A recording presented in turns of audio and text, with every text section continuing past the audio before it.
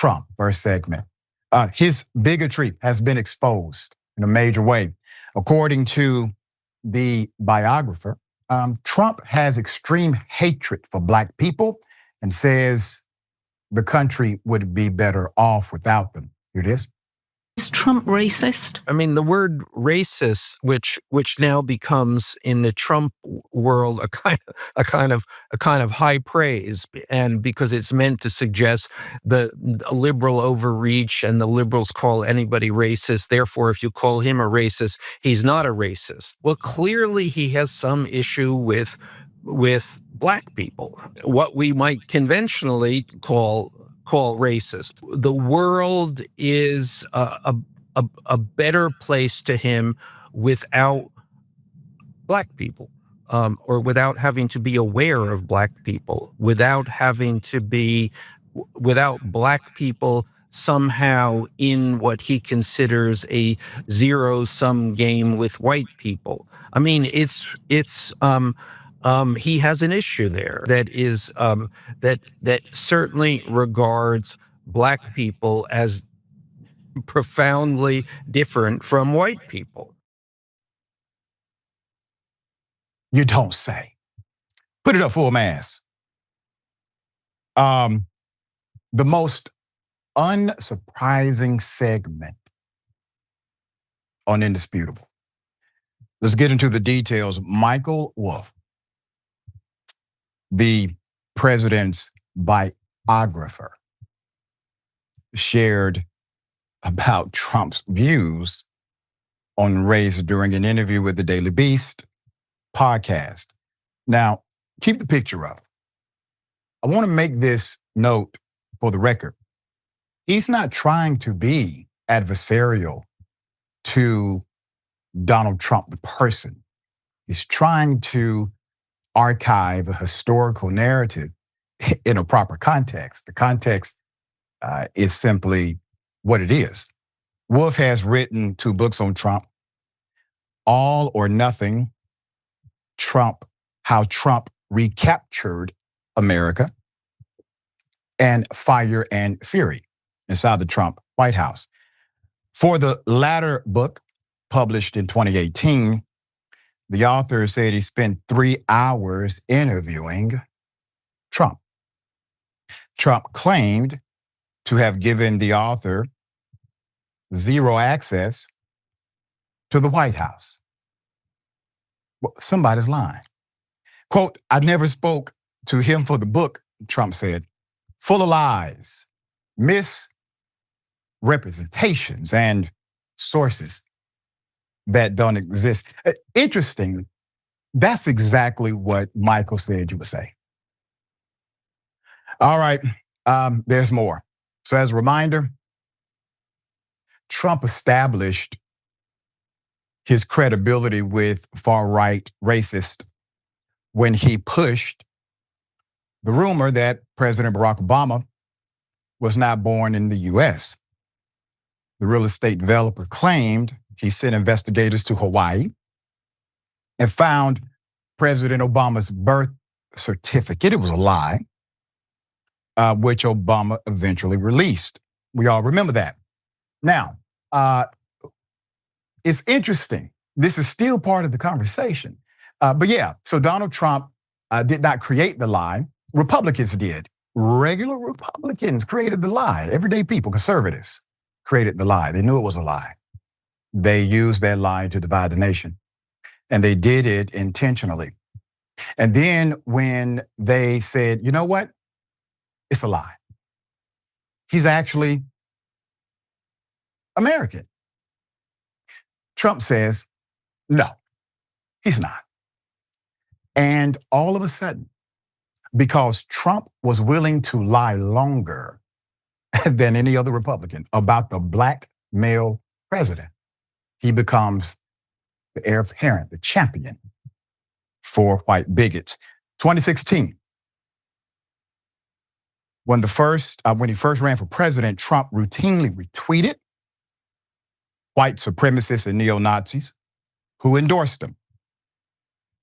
Following the Unite the Right rally, Charlottesville, Virginia, 2017, in which a counter-protester was killed by a white supremacist who drove his car into a crowd. The president claimed there were, quote, some very fine people and also on both sides, drawing praise for defending the truth according to white nationalist Richard Spencer. This is when it really started to show publicly. He reportedly claimed immigrants who come to the U.S. from Haiti, all have the AIDS virus, HIV, and warned that Nigerian refugees would come here and never go back to their huts once they saw America. Trump expanded on those remarks by asking a bipartisan conference on immigration, quote, why are we having all these people from whole countries come here? He suggested the United States should take more people from white countries like Norway. There's more. Echoing his claims about President Obama, Trump suggested that VP Harris, who's Black and South Asian, quote, doesn't meet the requirements to be Joe Biden's running mate. Race has played a significant role in Trump's second-term agenda. He has gutted DEI at public institutions and universities, with the majority of his supporters believing racism against white people is actually the big problem than racism against Black people. Trump has ordered the Department of Justice to focus its attention on anti-white bias. The president has also pushed false claims of genocide against farmers, white farmers, South Africa, and has granted the descendants of the colonizers asylum here in the United States. They are the only refugees that have been granted such asylum during his second term. For anyone who voted for Trump and you happen to be not that racist, you have to agree at this point, this individual is going to create such chaos. I mean, the financial markets, let alone the tariffs, and supporting actual racism, not bias, not prejudice, not discrimination. He is supporting actual racism, race-based policy, race-based punishment, and race-based rhetoric.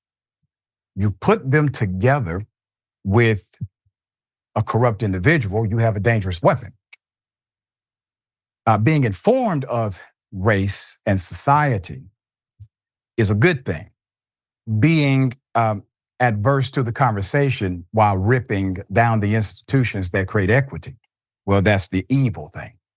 Allegations of Trump's racism extended well before his foray into politics. In 1973, Trump Management Corporation was sued by the DOJ because they violated the Fair Housing Act. They refused, according to the allegation, to rent to Black people. Trump claimed the government was trying to force him to rent to welfare recipients, which is not true. And he continues to claim that the Central Park Five, the exonerated Central Park Five, mostly Black teenagers, that they did, in fact, sexually assault a white jogger in 1989, even though they were, once again, fully exonerated in 2002. Okay. That's a short list, by the way, Right. qualifications to be a racist. All right, dear brother, what are your thoughts? Right. I mean, like I was gonna list off some stuff too, but you pretty much laid it all out. But I just definitely wanted to add on to, as you pointed out before, like any criticism that you give to the right wing, they wear it as a badge of honor. Because it's like, oh, I just want to be able to say the N-word on Twitter without being censored or blocked. Because that's just, they're super brave because they get to take it back to the old times. But one of the things I don't think that you mentioned, you remember when Trump was campaigning and Byron Donalds, he was down there tap dancing and he was like, that's one of the good ones. He looked at Byron Donalds and said out loud out of his mouth, that's one of the good ones. And then he didn't. And then he got no position in the administration in return, did all that. And it's just like, also don't forget, this man came to, like, he started his campaign coming down the escalator and immediately said, man, Mexicans ain't about nothing. They, you know what I'm saying? They criminals, they sending over their worst people. And it ain't, look, if you don't like Mexicans, ain't no way you like black people. You know what I'm saying? Like those two things ain't mixing. You ain't liking, because black people are just constantly the scapegoats for everybody. Because in America, well, just in the Western world throughout history, the darker your skin is, the lower you are in terms of social status. So everybody's trying to scapegoat themselves away from the black community as much as they can. So, everything about this man's life has been racist, and that's why his base is as racist as it is. Let alone all the just general corruption that we're seeing him doing now. He's just freeing game show hosts and letting everybody out of prison. So, I mean, none of this is surprising. But of course, we still live in an environment where again, you call him racist, you tripping. Nothing to see here. Yeah, and the irony, brother. This man has figured out how to demean every demographic in some way: women, people of color, those with disabilities. But he has never said anything negative against white racists in the United States. It's quite fascinating. All right, we'll bring updates as they come.